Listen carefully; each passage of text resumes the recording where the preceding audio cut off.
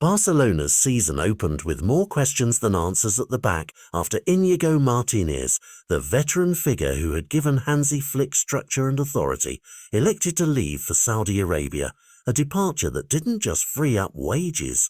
It hollowed out a personality in the spine of the team and left a void that has not yet been filled. In the wake of that shock exit, whispers turned into reports and to lists, and at the top of one of those lists sits Cancelo Erasio, the composed, cultured, left-footed centre-back who has grown at Sporting and suddenly looks like more than just a scouting note.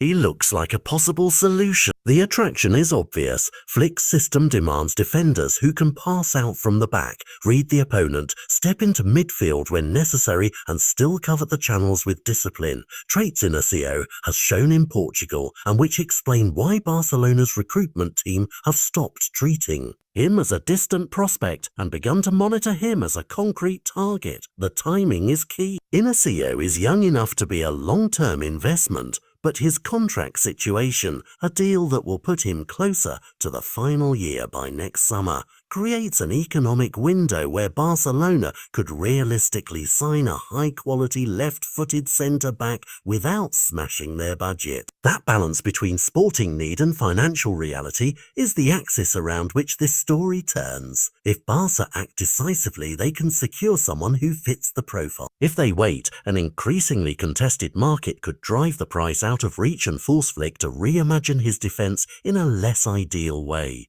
Yet the decision is not purely transactional. There are tactical subtleties at stake. Martínez brought leadership, experience, and a knack for organising the defence. Replacing that is not simply a matter of buying a like-for-like player, it's about installing a personality who can coexist with Barca's young attackers and yet impose order when the team is stretched. Inacio offers a different flavour.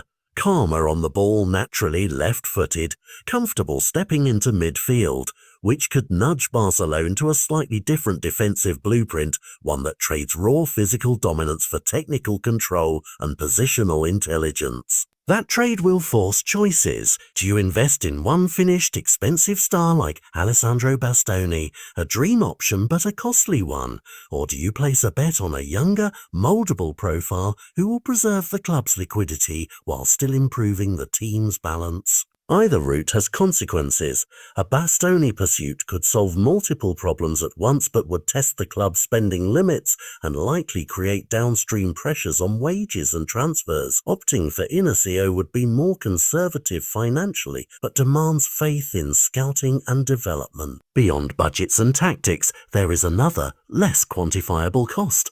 Time. This is a club in the middle of a title defence and in the middle of establishing a new identity under Flick. Every week spent waiting is a week where defensive chemistry fails to form, where expensive alternatives drift away, and where players like Puyol, Cubarsí and other youngsters are asked to carry weight they may not yet be ready to bear. That urgency explains why Deco and the Sporting staff are not treating this as a casual note in a notebook, but as one of the priority files to open and close properly.